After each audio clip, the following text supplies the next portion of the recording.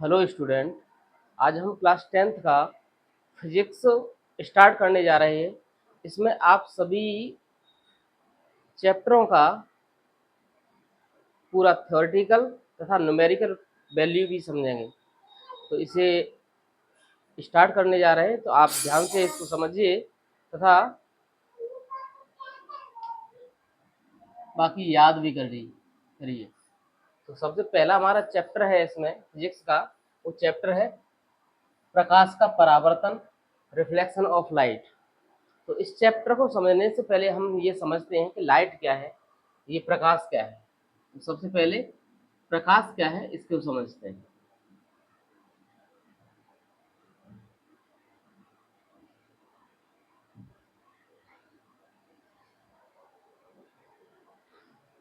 तो प्रकाश एक इस प्रकार की ऊर्जा है जो खुद तो दिखाई नहीं देती है, लेकिन वस्तुओं को दिखाने में हमारी मदद करती है।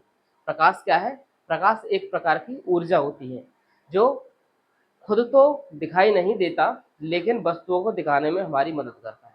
हम ऐसा नहीं कह सकते कि प्रकाश हमें दिखाई दे रहा है, लाइट हमें दिखाई दे रही है। तो लाइट हमें दिखाई नहीं देती है, लेकिन लाइट की वजह से हमें वस्तुएं दिखाई देती हैं। तो लिखना चाहेंगे हम कि प्रकाश वह ऊर्जा है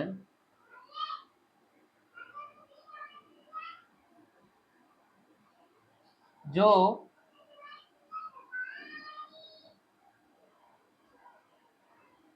स्वयं न दिखाई देकर स्वयं न दिखाई देकर वस्तुओं को दिखाने में हमारी मदद करती है। वस्तुओं को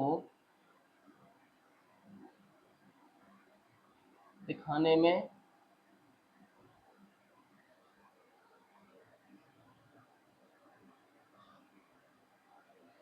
हमारी सहायता करती है या मदद करती है।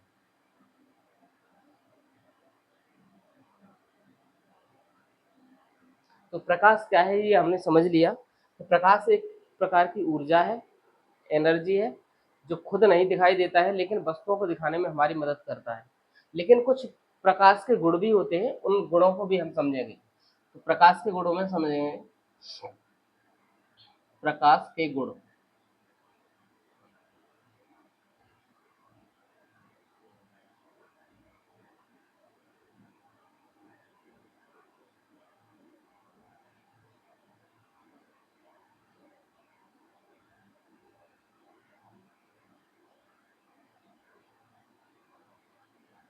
तो प्रकाश के गुणों में हम समझेंगे नंबर एक कि प्रकाश एक सीधी रेखा में चलता है। प्रकाश सीधी रेखा में चलता है, क्योंकि तुमने देखा होगा कि जब भी प्रकाश की सीध में यदि कोई वस्तु आ जाती है तो उसकी परछाई दूसरी ओर बन जाती है। इसका मतलब क्या है कि जैसे ये देखिए, ये मार्कर में ये रख रहा हूँ तो हल्की सी, क्योंकि लाइट सामने से आ रही है, लाइट का सोर्स आगे है, और इस मार्कर की जो परछाई है या छाया है वो बोर्ड पर बन रही है। इसका मतलब है कि प्रकाश बिल्कुल सीधी रेखा में चलता है। तो प्रकाश सीधी रेखा में गमन करता है या सीधे पथ पर चलता है।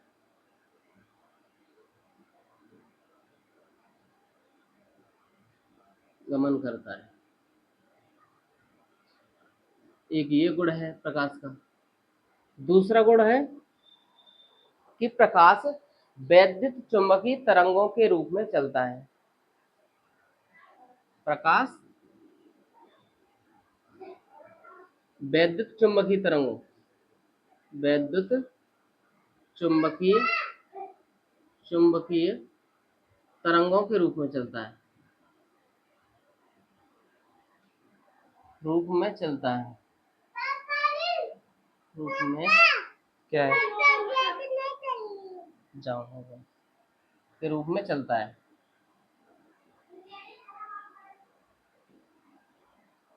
और ये जो तरंगे होती हैं प्रकाश की, ये अनुप्रस्थ तरंगे होती हैं। तथा प्रकाश की तरंगें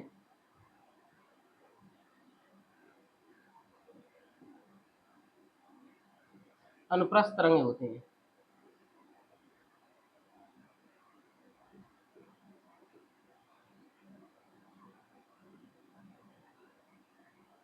तो प्रकाश विद्युत चुम्बकीय तरंगों के रूप में चलता है और ये वाली जो तरंगें होती हैं ये अनुप्रस्थ तरंगें होती हैं। विद्युत चुम्बकीय तरंग का मतलब है कि ये तरंगें किसी भी माध्यम में गुजर सकती हैं, मतलब प्रकाश के संचरण के लिए किसी भी माध्यम की आवश्यकता नहीं होती क्योंकि ये विद्युत चुम्बकीय तरंगें हैं इसकी।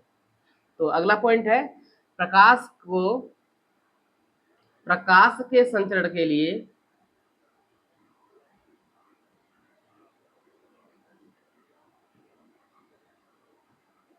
किसी माध्यम की आवश्यकता नहीं होती है। माध्यम की आवश्यकता नहीं होती है। कहने का मतलब ये है कि ऐसा नहीं कि प्रकाश कांच से ही होकर के जाएगा या हवा से ही होकर के जाएगा।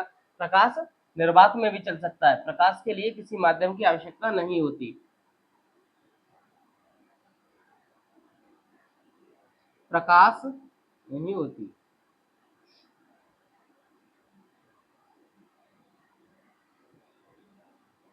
प्रकाश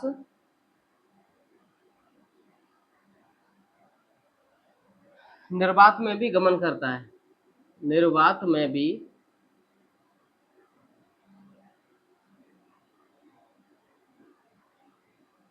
गमन करता है।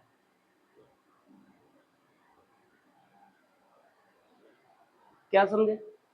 किसी भी माध्यम की जरूरत नहीं पड़ेगी हमें और प्रकाश निर्वात में भी गमन कर जाता है। इसका मतलब ये है कि जहाँ पर जैसे कि हमारा ये वायुमंडल है, इसमें तो वायु है, लेकिन इस वायुमंडल से ऊपर की ओर जब हम जाते हैं, ये पृथ्वी है, पृथ्वी ये है, तो पृथ्वी के कुछ दूरी तक, निश्चित दूरी तक ही वायुमंडल है। उसके ऊपर क्या है? उसके ऊपर ये निर्वात है, मतलब कोई भी वायु नहीं है। जब कोई भी वायु नहीं है तो इसका मतलब है सन की जो किरणें हैं, सूरज की किरणें हैं, वो आसानी से हमारे पास तक आ जाती हैं। इसका मतलब क्या है कि निर्वात में भी और वायु में भी प्रकाश चलता है, प्रकाश गमन करता है। तो यहाँ से हमने समझ लिया कि किसी माध्यम की आवश्यकता नहीं होती है, ये निर्वात में भी गमन कर सकता है, चलता है। आगे अगला पॉइंट हम इसको समझेंगे। क्योंकि निर्वात में भी गमन कर सकता है तो इसकी जो सबसे तेज स्पीड है, सबसे तेज जो चाल है प्रकाश की, वो निर्वात में ही होती है। उसके बाद वायु में होगी और फिर पानी में या जल में हम देखें तो उसमें प्रकाश की चाल कुछ कम होगी।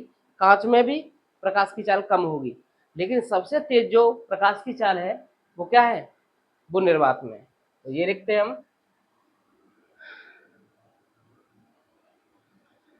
विभिन्न माध्यमों में विभिन्न माध्यमों में प्रकाश की चाल भिन्न भिन्न होती है। प्रकाश की चाल भिन्न भिन्न होती है, अलग अलग होती है। जैसे कांच में अलग होगी, पानी में प्रकाश की चाल अलग होगी, बाकी हवा में प्रकाश की चाल अलग होगी। लेकिन निर्वात में जो प्रकाश की चाल है वो सबसे तेज होगी। विभिन्न माध्यमों में प्रकाश की चाल भिन्न भिन्न होती है तथा निर्वात में प्रकाश की चाल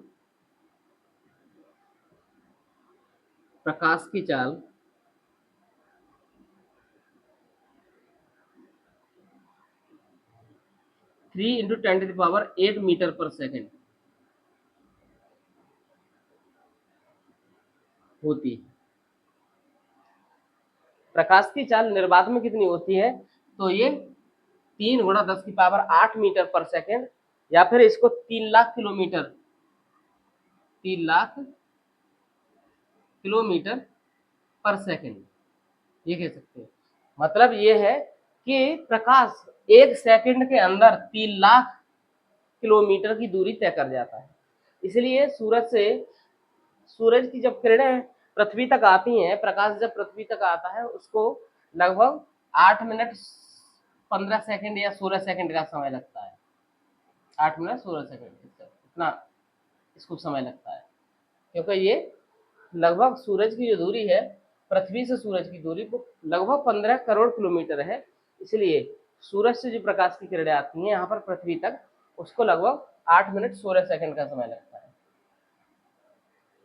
आगे आगे हम अगला इसका गुण देखेंगे प्रकाश का। और अगला गुण क्या है, तो प्रकाश पारदर्शी माध्यमों में, क्योंकि ये विभिन्न माध्यमों में, और विभिन्न माध्यम है जो, और जो किस प्रकार के माध्यम है, ये पारदर्शी थी, पारदर्शी, ठीक है, क्योंकि अपारदर्शी माध्यम में प्रकाश गमन नहीं करता है।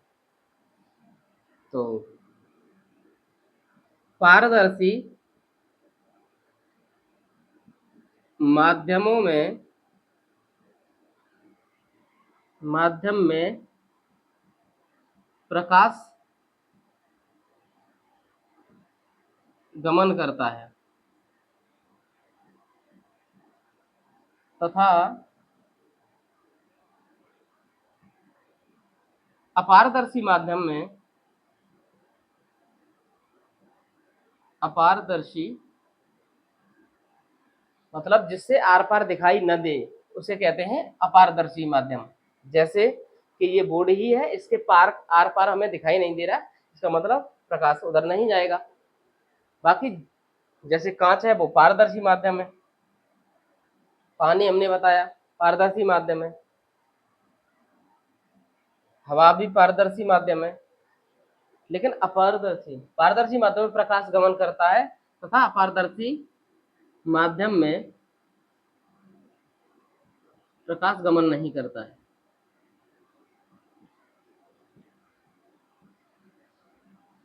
नहीं करता है। तो अपारदर्शी माध्यम यदि होगा तो उसमें प्रकाश गमन नहीं करेगा। आगे इसका अगला पॉइंट है कि प्रकाश की कुछ वेवलेंथ होती है, तरंग दैर्घ्य होती है, वो भी लिखते हैं। प्रकाश, और वो भी प्रकाश कौन सा है, वो दृश्य प्रकाश है।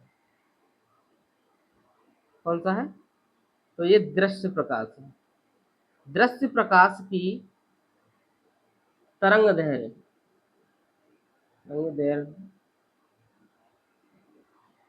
3900 एंगस्ट्रॉम से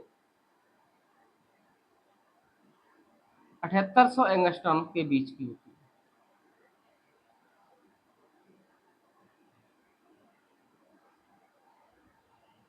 दृश्य प्रकाश की तरंग दैर्घ्य 3900 एंगस्ट्रॉम से 7800 एंगस्ट्रॉम के बीच होती है।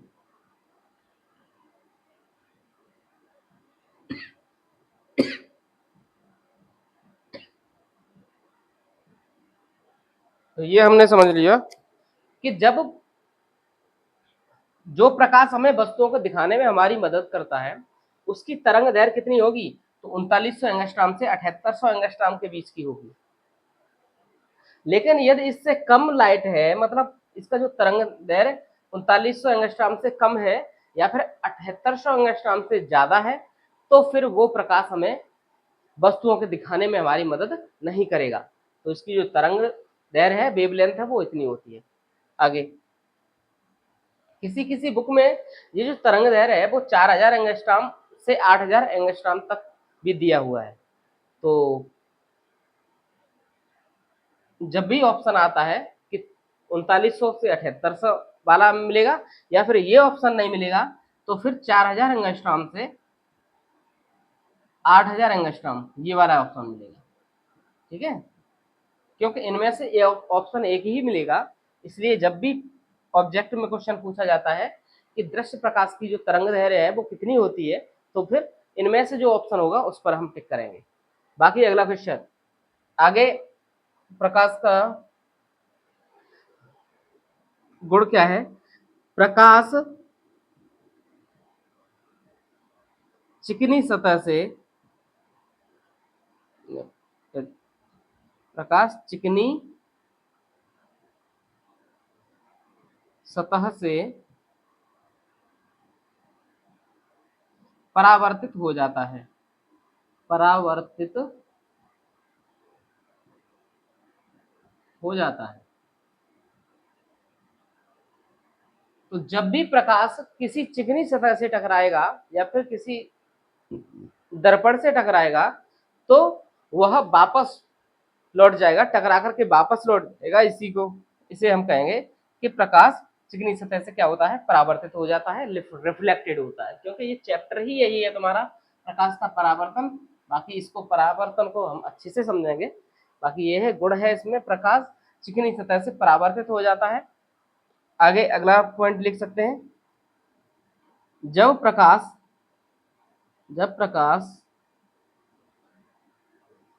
एक माध्यम से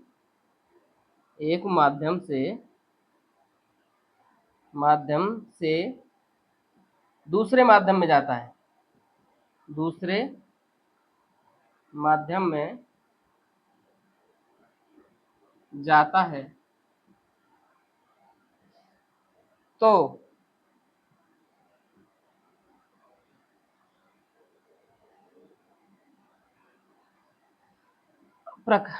अपवर्तित हो जाता है, अपवर्तित हो जाता है या हो जाता है। तो ये समझे कि प्रकाश जब भी क्या होगा, एक माध्यम से दूसरे माध्यम, जैसे कि हम ये देखें, इधर कांच है और इधर वायु है। तो जब भी कांच से, जैसे कांच में से यदि वायु में प्रकाश जा रहा है तो ये सीधा ना जा करके क्या होगा, ये थोड़ा सा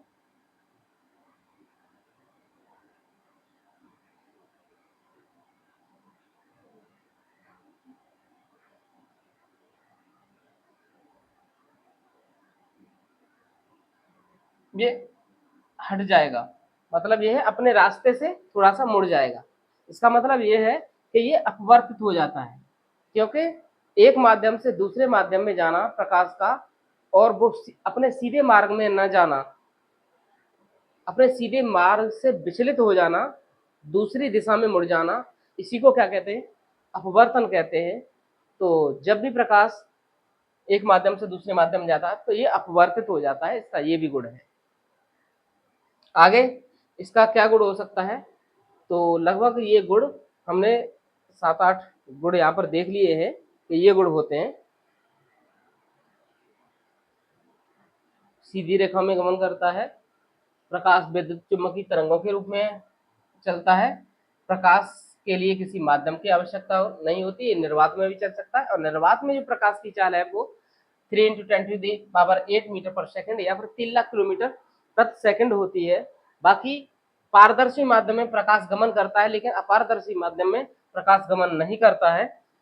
प्रकाश, दृश्य प्रकाश की जो प्रकाश हमें वस्तुओं को देखने में हमारी मदद करता है, उसकी जो तरंग दैर्घ्य होती है वो 3900 एंगस्ट्रॉम से 7800 एंगस्ट्रॉम के बीच की होती है। या फिर इसको किसी बुक में ये भी दिया हुआ है 4000 एंगस्ट्रॉम से 8000 एंगस्ट्रॉम के बीच की होती है। आगे प्रकाश चिकनी सतह से परावर्तित हो जाता है, जब भी प्रकाश चिकनी सतह पर टकराएगा वो बाउंस बैक हो जाएगा, कहने का मतलब टकराया और फिर वापस लौट जाएगा। लेकिन जब एक माध्यम से दूसरे माध्यम में प्रकाश जाता है तो वहां पर प्रकाश का अपवर्तन हो जाता है, मतलब प्रकाश अपनी जो सीधी रेखा में जा रहा था उधर नहीं जाएगा, अपनी दिशा से थोड़ा सा विचलित हो जाएगा, दिशा उसकी चेंज हो जाएगी। इसी को क्या कहते हैं, अपवर्तन कहते हैं। तो ये अपवर्तन का भी गुण इसमें पाया जाता है। तो इस प्रकार से हमने इस प्रकाश के गुणों को देखा। बाकी आगे और भी कुछ इसके गुण हो सकते हैं, उन्हें भी आगे जो टॉपिक आएंगे उनमें हम पढ़ेंगे। तो चलिए हम आगे अगले पॉइंट की ओर चलते हैं। अब हमने समझ लिया प्रकाश क्या होता है। प्रकाश वह ऊर्जा है जो खुद तो दिखाई नहीं देती है लेकिन वस्तुओं को दिखाने में हमारी मदद करती है, ये हमने समझ लिया। बाकी प्रकाश के गुण भी समझ लिए। तो आगे के टॉपिक की ओर चलते हैं। जैसा कि चैप्टर का नाम है प्रकाश का परावर्तन, तो प्रकाश का परावर्तन क्या होता है इसको हम समझते हैं।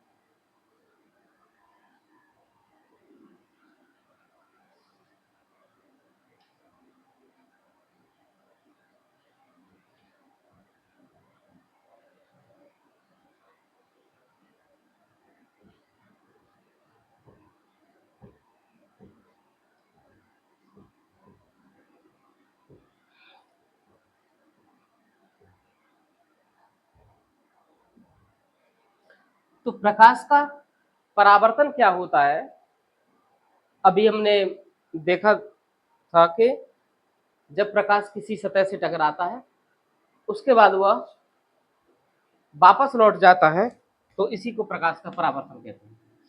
प्रकाश का परावर्तन।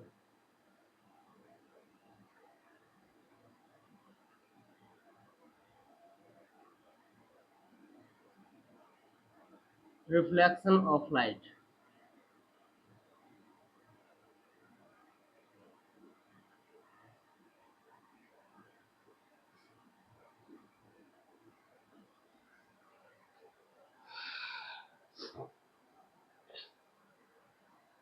इसको हम एक चित्र की चलिए इसको लिख ही देते हैं। प्रकाश का परावर्तन को क्या होता है, जब प्रकाश किरण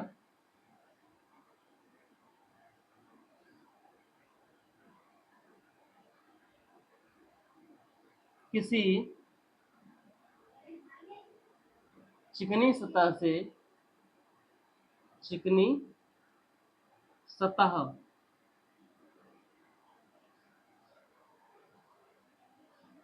स्मूथ सरफेस, या फिर यहाँ पर हम कह सकते हैं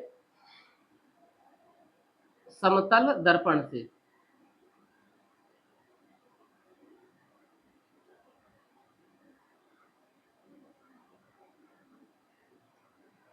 जब प्रकाश किरण किसी चिकनी सतह या समतल दर्पण से टकराती है टकराती है नहीं, ऐसे लिखते हैं, टकराकर टकराकर वापस लौटती है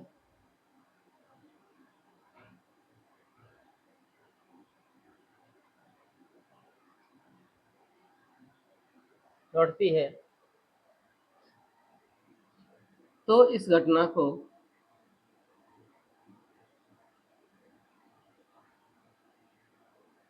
प्रकाश का परावर्तन कहते हैं।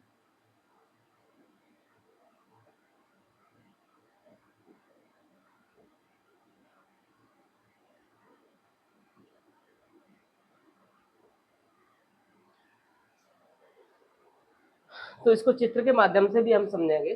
जैसे कि ये हमने एक कोई चिकनी सतह ले ली है,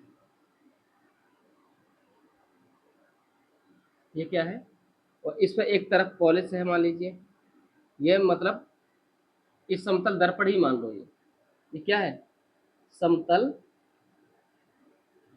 दर्पण है या फिर चिकनी सतह, चिकनी सतह, समतल दर्पण या फिर हमने ये चिकनी सतह ली। इस पर यदि कोई प्रकाश की किरण, मान लीजिए ये प्रकाश की किरण इधर आ रही है, तो ये टकराएगी और टकरा करके फिर क्या होगा, ये पुनः वापस लौट जाएगी, मतलब ये इस दर्पण को पार नहीं कर पाएगी।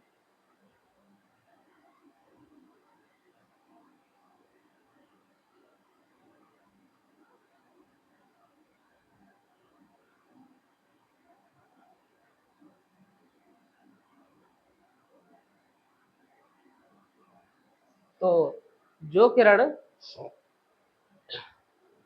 तो प्रकाश का परावर्तन क्या होता है, जब भी कोई प्रकाश की किरण किसी समतल दर्पण या चिकनी सतह से आकर के टकराती है, तो टकरा करके फिर वह उसी माध्यम में वापस लौट जाती है। इस घटना को हम क्या कहते हैं, प्रकाश का परावर्तन कहते हैं। ठीक है, ये इधर टकराई और ये इधर चली गई।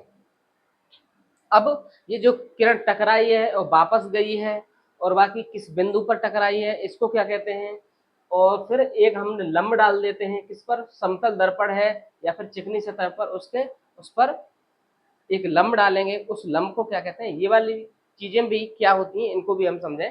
तो जो किरण यहाँ पर आकर के टकराती है इस किरण को कहते हैं आपतित किरण। यदि नाम लिखें, इसको ए मान लीजिएगा, इसको बी कह दो, इसको सी पॉइंट कह दो, इसको एन कह दो। तो ये है आपतित किरण आपतित किरण, और ये टकरा करके वापस लौटी है, इसको कहते हैं परावर्तित किरण।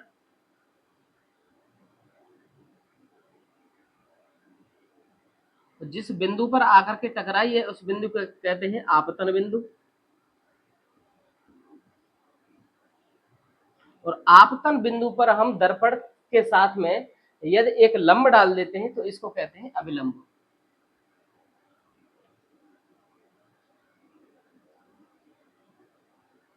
अब अभिलंब और आपतित किरण दोनों के बीच में जो एक कोण बनता है, एंगल आई, इसे आपतन कोण कहेंगे।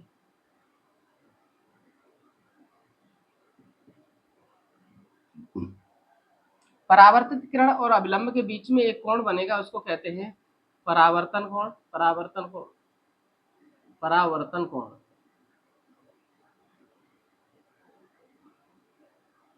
एंगल आर, ये हमने समझ लिया।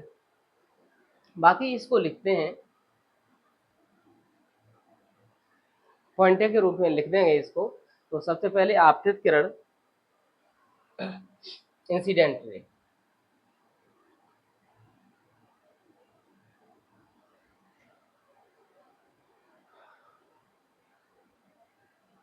या फिर आप ऐसा करिए, आप भी इसको लिख सकते हो, मैं समझाए दे रहा हूं कि जो किरण, जो प्रकाश की किरण दर्पण से आकर के टकराती है उस किरण को आपतित किरण कहते हैं।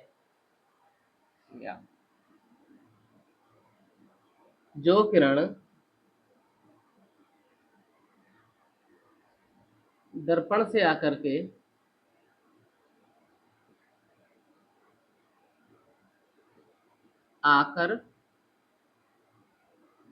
टकराती है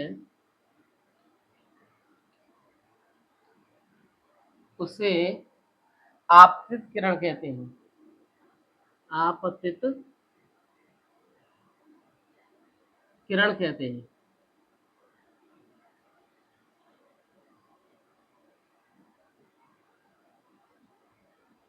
इंसिडेंट रे,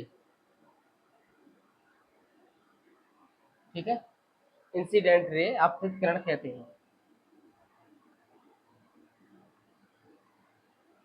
दूसरा पॉइंट, अब जिस बिंदु पर टकराती है उसे आपतन बिंदु। आपतित किरण जिस बिंदु पर आकर, जिस बिंदु पर या फिर दर्पण के, दर्पण के जिस बिंदु पर टकराती है,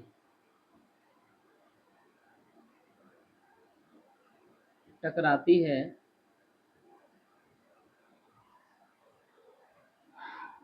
उसे आपतन बिंदु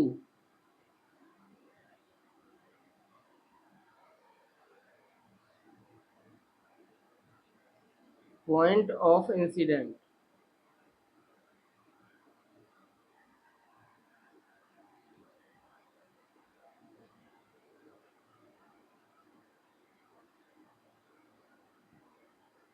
आपतन बिंदु कहते हैं।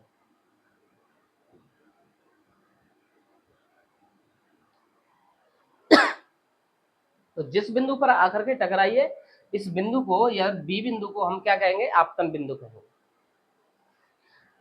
ए बी जो किरण है वो आपतित किरण है, बीसी किरण है वो परावर्तित किरण है, बी बिंदु है वो आपतन बिंदु है।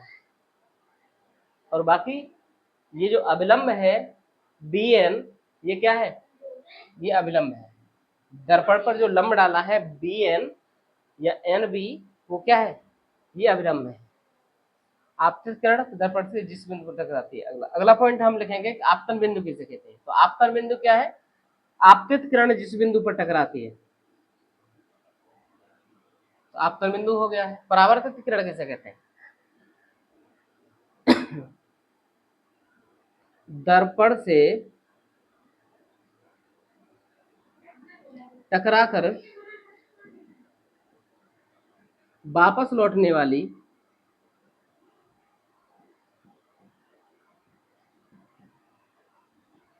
लौटने वाली किरण को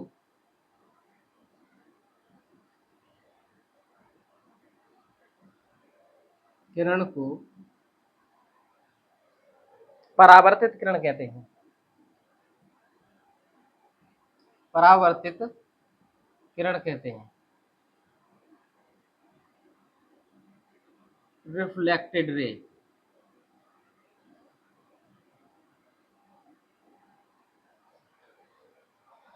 कहते हैं।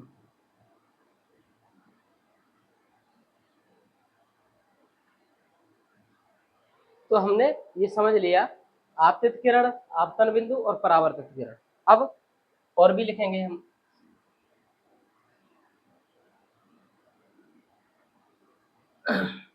दर्पण पर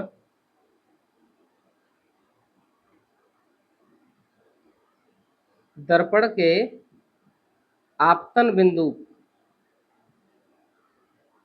आपतन आपतन बिंदु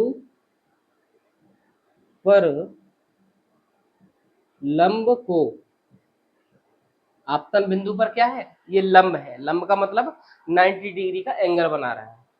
ठीक है, जैसे कि ये लंब है। लंब क्या मतलब है, 90 डिग्री का एंगल। तो ये वाली जो किरण है बी एन, ये क्या है, 90 डिग्री का एंगल बनाएगी दर्पण के साथ में।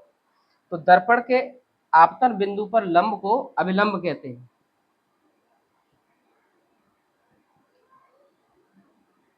वो अभिलंब इसमें जो दिया है वो बी एन है।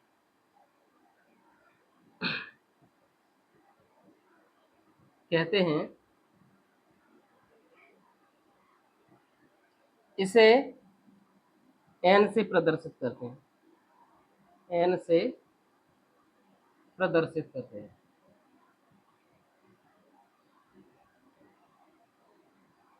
एन से प्रदर्शित क्यों कहते हैं, क्योंकि इसको अभिलंब को इंग्लिश में नॉर्मल कहते हैं। नॉर्मल, इसलिए इसको एन से इंडिकेट करते हैं, प्रदर्शित करते हैं। आगे वाला जो पॉइंट है इसका, आपतन कोण और परावर्तन कोण, इसको भी लिख देते हैं।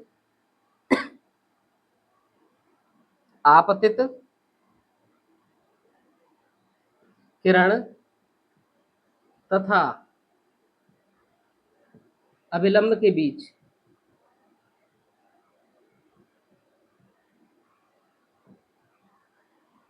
अभिलंब के बीच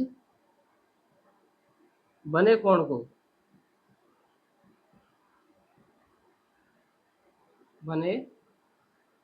को आपतन कोण कहते हैं। आपतन कोण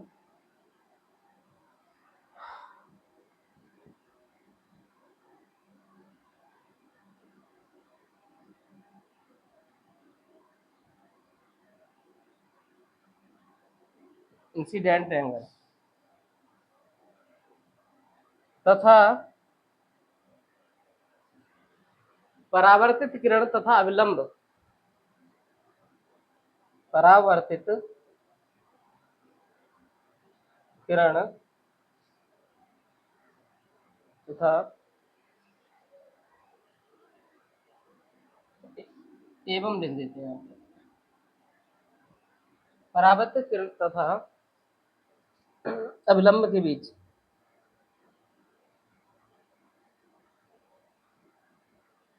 बने कोण को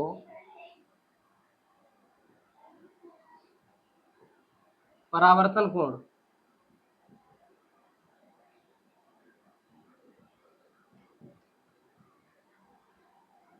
इसको आर से डिनोट करते हैं। चलो, रिफ्लेक्टेड एंगल कहते हैं। तो ये वाली चीजें हमने सारी की सारी लिख दी। आपतित किरण क्या होती है, आपतित आकर के जो गिरती है उसको आपतित कहते हैं। परावर्तित जो टकरा करके वापस जाती है उसको परावर्तित किरण कहते हैं। जिस बिंदु पर आपतित किरण गिरती है उसे आपतन बिंदु, और आपतन बिंदु पर दर्पण के साथ में खींचा गया लंब अभिलंब कहलाता है। आपतित किरण तथा अभिलंब के बीच में बने कोण को आपतन कोण, परावर्तित किरण तथा अभिलंब के बीच बने कोण को परावर्तन कोण कहते हैं। आपतन कोण को आई से डिनोट करते हैं, दर्शाते हैं, और परावर्तन कोण को आर से दर्शाते हैं। तो इस प्रकार से हमने ये प्रकाश का परावर्तन समझा। अब इसमें क्वेश्चन ये भी पूछा जा सकता है कि परावर्तन के नियम क्या है। तो अगला टॉपिक है, ये परावर्तन के दो नियम होते हैं इसमें, तो वो भी हम लिख देते हैं, परावर्तन के नियम।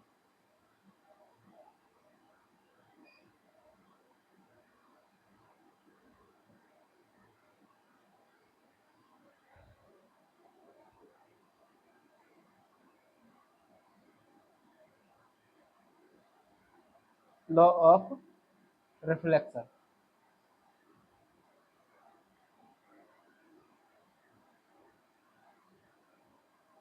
इसके दो नियम हैं। दो नियम क्या है, देखिए यहाँ से ऊपर की ओर है ये एक तल है, और दूसरा वाला जो नीचे की ओर है वो दूसरा तल है। तो कोई भी किरण दूसरे वाले तल की ओर नहीं आ रही है, सारी की सारी किरण पहले ही तल में है। ये सेकंड तल है और ये फर्स्ट है, तो पहले ही तल में है।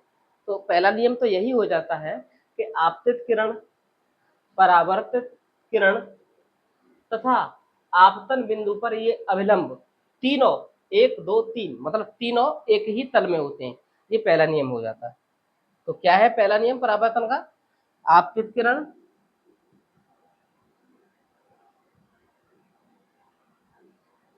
परावर्तित किरण, तो परावर्तित किरण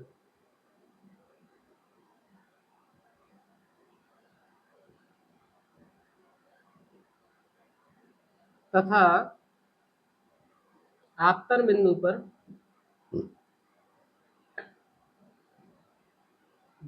पर अभिलंब, तीनों एक ही तल में होते हैं, एक ही तल में होते हैं।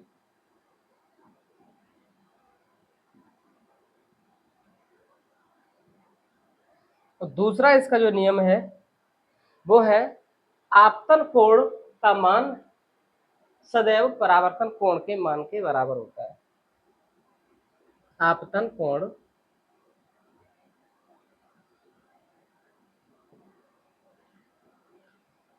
मान सदैव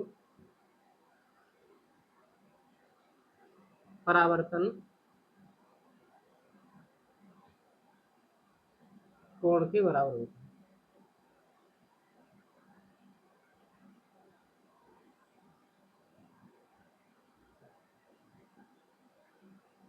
अर्थात angle I is equal to angle I. आपतन कोण का मान हमेशा क्या होता है, परावर्तन कोण के मान के बराबर होता है। तो इस प्रकार से हमने ये प्रकाश का परावर्तन समझ लिया। तो क्योंकि ये वीडियो मुझे लगता है ये लंबी हो रही है, इसलिए इसको मैं यहीं पर क्लोज करूँगा।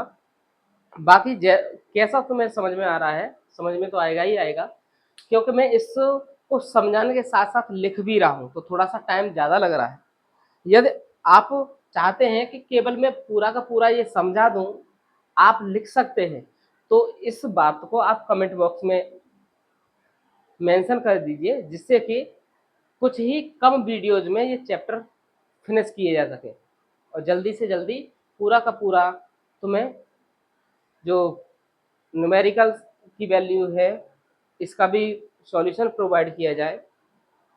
तो मैं चाहूँगा कि आप इस वीडियो देखने के बाद में आप कमेंट बॉक्स में लिख दीजिए कि क्या मैं इसको लिखूं या केवल समझाऊं, क्योंकि थोड़ा सा समय ज़्यादा लग रहा है, क्योंकि मैं इसको सारे के सारे जो थ्योरी है उसको लिख रहा हूँ, और इसको मैं चाहूँ तो केवल आपको समझा दूँ, एक तरह से बोल दूँ, तो जिसको आप खुद से भी लिख सकते हैं, कॉपी पे लिख सके। बाकी मेन पॉइंट होता है इसको समझना। यदि तुमने समझ लिया है तो आप लिख सकते हो, यदि नहीं समझा है तो फिर आप रटना स्टार्ट कर दोगे। तो मैं चाहूँगा कि आपको रटना ना पड़े और सारी की सारी चीज़ें समझ में आ जाएं, दिमाग में, और उस बेस पर हम फिर लिखना स्टार्ट करें। तो फिर अब हम मिलेंगे अगली वीडियो में, और वीडियो देखने के लिए धन्यवाद। बाकी